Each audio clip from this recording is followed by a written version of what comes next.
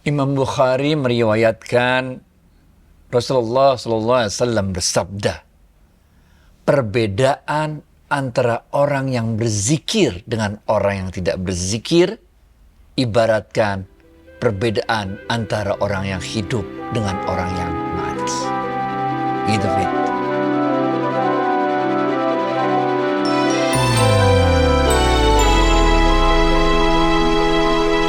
Assalamualaikum warahmatullahi wabarakatuh, sahabat Smart Skill School. Semoga kita semua selalu dalam lindungan Allah Subhanahu wa Ta'ala. Amin. Sahabat, ini sekedar himbauan aja nih sahabat, karena banyak kejadian-kejadian yang inilah soal perlintasan rel kereta api. Kita harus waspada lah kalau udah di depan perlintasan kereta api dan sabar menunggu kereta api lewat. Jangan nyelonong-nyelonong. Waduh, bahaya sekali. Paling beda 2 menit lah, paling lama pun 5 menit. Terus kita akan bisa jalan lagi meneruskan hidup kita. Jangan sampai hidup kita terpotong karena lintasan kereta api. Ya Allah, mudah-mudahan selamat-selamat semua. Oke, yuk kita sapa Ustadz kita, Ustadz Adi Warman Azwar Karim. Ustadz, Assalamualaikum, apa kabar? Waalaikumsalam warahmatullahi wabarakatuh. Sehat, berkah, bahagia, ya Allah, amin. Alhamdulillah Ustadz. Ustadz, dikala kita mengingat Allah, maka kita kan lalu berzikir. Tapi begitu banyak lafaz yang harus dihafalkan. Yang mana Ustadz yang paling baik yang kita ucapkan, Ustadz? Nah, ini sebetulnya ada sebuah hadis yang sangat terkenal, sangat populer sekali ya. Hadisnya yang berbunyi, Rasulullah SAW bersabda, afdalu ma qultu ana wa nabiyyuna min qabli, la ilaha illallah. Perkataan yang paling afdol, yang paling utama, yang pernah aku ajarkan dan diajarkan oleh nabi-nabi sebelumku, kata Rasulullah SAW, adalah la ilaha illallah. Inilah sebetulnya zikir yang paling utama menurut hadis tersebut. Oke? Inilah sebetulnya yang oleh Ibnu Athaillah kemudian dalam kitabnya Al-Qasdul Mujarrad disebutkan ada 4 jenis zikir. Merinci lagi apa yang disebutkan dalam hadis tersebut. Ibnu Athaillah mengatakan dalam kitab tersebut 4 jenis zikir itu. Yang pertama adalah la ilaha illallah. Ini yang pertama, yaitu di dalam kalimat tersebut ada penolakan bahwa tidak ada Tuhan selain yang satu itu, yaitu Allah. Ini yang pertama, la ilaha illallah. Tapi yang kedua, kata Ibnu Athaillah adalah orang tidak lagi mengatakan la ilaha illallah, tapi pada level kedua orang langsung menyebut namanya, yaitu Allah, Allah, Allah. Ibaratnya nih, kalau kita punya istri satu orang terus kita bilang, engkaulah satu-satunya istriku yang tercinta, gitu, bener ya? Kalau yang kedua levelnya kita udah nggak sebut gitu lagi, kita udah langsung sebut nama istri kita. Jadi misalnya fulanah yang tercinta, gitu, bener ya? Level yang ketiga, kata Ibnu Athaillah, kita tidak lagi menyebut Allah, tapi kita menyebut Huwa. Ini kalau Rasulullah SAW memanggil Aisyah tidak lagi dengan Aisyah, tapi wahai yang berpipi merah, ya Humairah, betul. Jadi panggilan kesayangan gitu. Kadang-kadang tiap orang kan kalau suami istri dia punya panggilan kesayangannya tuh. Yang ketiga. Yang keempat, kata Ibnu Athaillah, dia tidak lagi menyebutkan la ilaha illallah, dia tidak lagi menyebutkan Allah, dia tidak lagi menyebutkan Huwa, tapi bentuk zikirnya adalah penyaksiannya. Gitu loh. Ini udah di dalam hati nih. Jadi bentuk la ilaha illallahnya itu, bentuk Allahnya itu, dia udah pembuktian dalam perbuatannya gitu. Ibaratnya kita kalau udah suami istri udah berapa 30 tahun apa segala macam, kan kita udah kita buktiin aja lah bahwa kita cinta betul sama istri kita itu. Itu kira-kira gitu. Nah, inilah sebetulnya kalau yang kita sampaikan lebih lanjut, masih dalam kitab yang sama ya, Ibnu Athaillah mengatakan, sebetulnya kita juga punya pilihan-pilihan lain untuk menyebutkan Asmaul Husna. Asmaul Husna ini menurut Ibnu Athaillah itu ada 1000 dalam kitab tersebut ya, Al-Qasdul Mujarrad tadi. 300 diantaranya, kata Ibnu Athaillah, itu adanya di Taurat. 300 di Taurat, 300 di Injil, 300 di Zabur, udah 900 kan? 1 adanya di Suhuf Ibrahim, dan 99 adanya di Quran. Jadi totalnya 1000 menurut Ibnu Athaillah. Jadi Kalau zikir ini kita mau yang mana juga boleh, tapi tadi kita udah sampai di ujung, yaitu jenis yang keempat ketika bentuknya bukan lagi di lisan zikir kita, tapi bentuknya dalam bentuk perbuatan kita, dalam bentuk wujudnya kita wujudkan gitu. Dalam kaitan inilah sebetulnya Imam Nawawi dalam kitab Al-Azkar mengatakan zikir yang paling utama itu adalah bacaan-bacaan Quran yang ditadaburi, yang direnungkan. Jadi bukan cuma baca doang. Yang baca Quran iyalah, habis maghrib baca Quran, habis sholat subuh baca Quran, iya. Tapi yang paling utama itu adalah bacaan Quran, kata Imam Nawawi, yang kita resapi, kita renungkan, kita tadaburi, benar gak? Sufyan al-Thawri, ini juga seorang sufi besar. Dalam kitab ini kita temui di kitabnya Fiqh al-Aiyah wal-Azkar. Beliau mengatakan, zikir yang utama itu adalah bacaan-bacaan Quran yang diamalkan. Nyambung sama Ibnu Athaillah tadi kan. Pengamalan itu bukan sekedar zikir di mulut, tapi bagaimana kita mengamalkan itu semua. Oke. Ini ada kisah seru nih. Ini kisah namanya juga tasawuf, benar gak? Ini kisahnya Junaid al-Baghdadi. Junaid al-Baghdadi waktu itu mencari seorang yang namanya Bahlul. Dia datang ke sebuah kota, dia cari mana Bahlul, mau ketemu Bahlul katanya, benar gak? Cari. Murid-muridnya mengatakan, ya Syekh, wahai guruku, mengapa engkau mau ketemu Bahlul? Bahlul itu orangnya agak-agak agak-agak miring gitu, benar gak? Enggak, aku mau ketemu dia, kata Junaid al-Baghdadi. Maka ketemulah dengan Junaid al-Baghdadi tersebut. Junaid al-Baghdadi ketemulah dengan Bahlul. Kemudian dia mengatakan, Assalamualaikum warahmatullahi wabarakatuh. Perkenalkan, aku Junaid al-Baghdadi, katanya. Junaid al-Baghdadi yang suka memberikan pencerahan guru tasawuf itu, kata si Bahlul. Iya, katanya. Coba terangkan padaku, bagaimana caranya makan, katanya. Lalu Junaid al-Baghdadi mengatakan, caranya makannya tentu aku awali dengan bismillah, kemudian aku suap, aku gigit dengan sebelah kananku, kemudian aku telan dan tidak melihat suapan berikutnya, aku berhenti makan sebelum, seperti yang kita pelajari lah. Lalu Bahlul mengatakan, engkau tidak mengerti tentang cara makan. Lalu pergi Bahlul. Junaid al-Baghdadi nyamperin lagi untuk 2 kalinya. Lalu dia katakan lagi, Assalamualaikum warahmatullahi wabarakatuh. Perkenalkan, aku Junaid al-Baghdadi yang tadi nggak ngerti cara makan, katanya kan. Lalu katakan lagi oleh dia, kalau gitu terangkan padaku bagaimana cara tidur. Lalu dia ceritakan lagi cara tidur ya, setelah sholat isya, aku ganti pakaian tidur, kemudian aku doa, baca Bismika Allahumma ahya wa amut, sebelah kanan, dia siap terangin seperti kita biasa belajar di dalam ilmu fikih lah.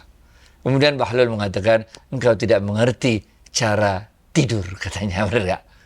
Pergi lagi dia datengin lagi sama Junaid al-Baghdadi, benar gak? Perkenalkan lagi, saya ini Junaid al-Baghdadi, segala macam. Lalu Bahlul mengatakan, terangkan padaku bagaimana cara bicara. Benar gak? Maka Junaid al-Baghdadi mengatakan, tentu aku mulai dengan bismillah, kemudian alhamdulillah, kemudian salawat kepada Rasulullah SAW, kemudian aku sampaikan hal-hal yang dapat dimengerti oleh yang mendengarku, mengajak orang kepada Allah dan Rasulnya, aku tidak bicara berlebihan, agar orang tidak bosan mendengarnya, dan sebagainya. Diterangkan, sebagaimana kita ketahui lah dalam ilmu dasarnya. Kemudian Bahlul mengatakan, engkau bahkan tidak mengetahui cara berbicara. Ini. Kemudian Junaid al-Baghdadi mengatakan, kalau demikian terangkan padaku bagaimana caranya. Oke. Kemudian Bahlul mengatakan, ketika engkau makan, apa yang engkau sebutkan tadi benar, tapi bukan itulah yang utama. Yang utama adalah apa yang engkau makan adalah makanan yang halal. Oke. Yang kedua, bagaimana caranya engkau bicara, katanya Bahlul. Yang engkau katakan semua benar. Tapi kalau engkau makannya itu makan yang haram, maka hatimu kotor. Hanya dengan menjaga makanan yang halal, maka hatimu bersih. Oleh karena itu cara bicara, katanya, adalah dimulai dengan hati yang bersih, dengan niat yang bersih, semata-mata menyampaikan apa yang disampaikan oleh Allah dan Rasulnya. Tidak ada urusan engkau ingin dipuji, engkau ingin terkenal, engkau ingin mendapatkan sesuatu urusan dunia dari perkataan-perkataan yang engkau sampaikan. Kata Bahlul. Dan yang ketiga, bagaimana caramu tidur? Yang engkau sampaikan tadi, ya benar semua. Tapi bukan itu yang utama. Yang utama adalah bagaimana engkau tidur dengan tidak ada menyimpan sedikit pun rasa dengki, rasa kesal, rasa iri pada orang lain. Di sini kita mulai memahami bagaimana zikir yang utama tersebut bukan sekedar zikir di lisan, tapi zikir yang memang masuk ke dalam jiwa kita sehingga terpancarlah dalam perbuatan kita, dalam keseharian kita. Kita lanjut habis ini ya, Fit. Sebentar Ustaz, bagaimana agar zikir itu tidak di mulut saja Ustaz? Nah, iya. Kalau dalam zikir tersebut fokus kita udah berapa kali la ilaha illallah itu dibaca, benar gak? Nah, berarti fokus kita ya baru sampai level itu, sampai berapa kali lafaz la ilaha illallah kita baca, benar gak? Tapi ketika kita udah naik pada level berikutnya, kita nggak penting udah berapa kali lafaz la ilaha illallah itu dibaca, karena emang udah terus-terusan kita baca. Bahkan bukan la ilaha illallah lagi, bahkan udah jadi Allah, Allah, Allah, Allah, dan seterusnya, benar gak? Seperti kita dulu pernah bahas kan, kita kan kalau dengar lagu kan, lagunya lalu masuk ke dalam jiwa kita lagunya, sehingga walaupun lagunya udah berhenti, udah nggak diputar lagi, tapi jiwa kita masih terus mendendangkan lagu tersebut. Seperti itulah. Sehingga bagi kita udah nggak penting berapa ribu kali la ilaha illallah kita baca, karena emang selalu kita baca. Walaupun lidah kita nggak membacanya, ini yang level keempat menurut Ibnu Athaillah tadi, benar nggak? Walaupun kita lagi ngomong sama orang, walaupun kita lagi ngapain, tapi jiwa kita itu masih terus dengan detakan jantung kita itu, dengan hirupan nafas kita itu, kita terus mengatakan berzikir la ilaha illallah, Allah, Allah, Allah, Allah, Allah. Kalau belum ngerasain emang susah bayanginnya, tapi coba deh. Kayak kita itu loh, kayak kita dendang lagu tadi, bener gak? Kita kan udah ngomong orang segala macam, begitu kita stop ngomong sama orang tersebut, tahu-tahu kita masih di dalam jiwa kita, masih dalam kepala kita masih mendendangkan lagu itu. Kadang-kadang sejam, 2 jam setelah lagunya mati, bener ya? Lagunya udah nggak nyala. Begitu juga dengan apa yang kita sampaikan tadi. Nah, itu sebabnya tadi Sufyan Ats-Tsauri mengatakan yang paling afdal itu adalah bacaan-bacaan Al-Quran yang kita amalkan.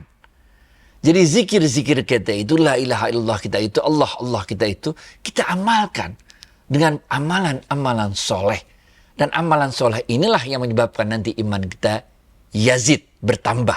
Setiap kali kita lakukan maksiat, nanti yangkus, berkurang, benar gak? Itu sebabnya Allah mengatakan dalam Al-Quran, innal hasanat yuzhibna sayyiat. Setiap perbuatan baik kita itu akan menghapuskan perbuatan buruk kita. Jadi, di dalam keadaan kita berbuat baik, amal soleh, ataupun ketika kita melakukan maksiat. Nah, ini men. Kita selalu mengingat Allah. Ketika kita buat maksiat, bahkan ilmu tasawuf tuh kadang-kadang, karena kita manusia biasa, kita nggak bisa terhindar dari dosa, nggak bisa. Kita telah melakukan dosa, sedang melakukan dosa, dan akan melakukan dosa. Karena emang begitulah hidup, benar.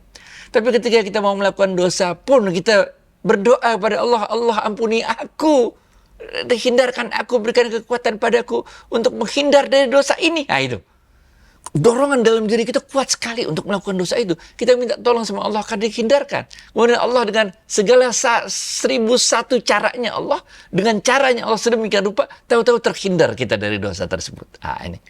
Jadi ini yang kita maksud dengan bagaimana kita harus selalu mengingat kepada Allah, selalu terkoneksi dengan Allah, baik dengan cara zikir lisan kita maupun zikir yang dalam bentuk amalan-amalan tersebut. Bahkan ketika kita melakukan amal soleh maupun ketika kita lagi mau maksiat pun, kita selalu ingat ada Allah, sehingga kita minta pertolongan dari Allah untuk dihindarkan dari dosa yang akan kita lakukan tersebut. Gitu, Fit. Baik Ustaz, jadi kita harus berzikir itu juga usahakan hati kita turut berzikir ya Ustaz ya. Nah, out of topic sedikit Ustadz. Apa benar ya Ustadz? Kalau sifat manusia itu, jika dia membuat 1000 kebaikan, maka ada saja satu kesalahan, maka terhapuslah, dia akan dicela sama manusia. Namun kalau Allah, sementara Allah itu akan memaafkan 1000 kesalahan apabila dia membuat suatu kebaikan. Iya, makanya dalam ilmu tasawuf itu ya, kita jangan playing God. Jangan belaga-belaga jadi Allah. Kita nggak boleh menilai amalan, perbuatan orang lain, nggak boleh. Nggak boleh. Oke, nggak boleh. Kita menilai perbuatan kita sendiri, iya. Umar bin Khattab mengatakan, hisablah dirimu sebelum engkau nanti dihisab oleh Allah. Iya, kalau untuk diri kita, iya, kita nilai diri kita sendiri, benar gak? Yang berikutnya adalah Allah yang berhak menilai kita. Tapi kita tidak berhak untuk menilai orang lain. Sejahat apapun dia, maksiat kayak apapun yang dilakukan, udah kita nggak usah ngurusin. Dia urusannya sama Allah, benar gak?